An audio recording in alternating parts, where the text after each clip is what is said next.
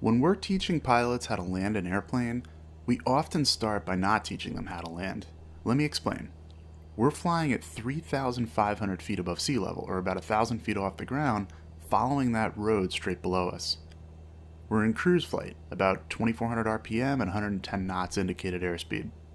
If we reduce power now, let's say to around 15 or 1,600 RPM, in order to maintain altitude, we'll need to pitch up.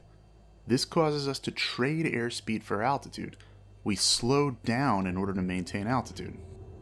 As we approach the white arc on the airspeed indicator, we extend the flaps 10 degrees, which you can hear moving.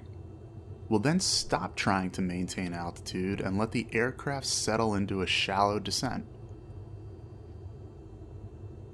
In our Cessna 172, we'll be about 75 knots. The speed isn't important right now.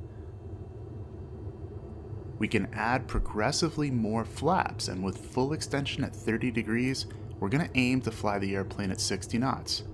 We can control our airspeed with pitch up to slow down and vice versa. As we approach 60 knots, we're going to pretend to land. Let's pretend the runway is at 3,000 feet. And what we want to do is keep our aircraft as close to 3,000 feet without going below, i.e. hit the runway, as we trade away all our remaining airspeed and quote-unquote land at the slowest speed we can.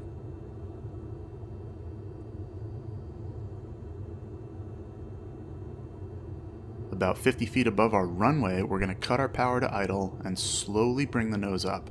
We want to stay above 3,000 feet, but only just barely. That's where the runway is. Obviously we're not landing, but will in fact stall and need to recover.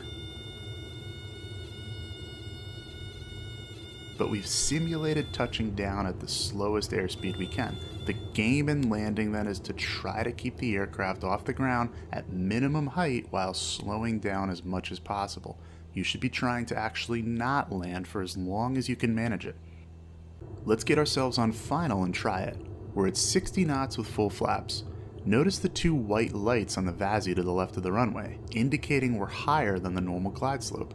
You don't want to pitch down to descend. This will only speed us up, and we're at an airspeed we like already.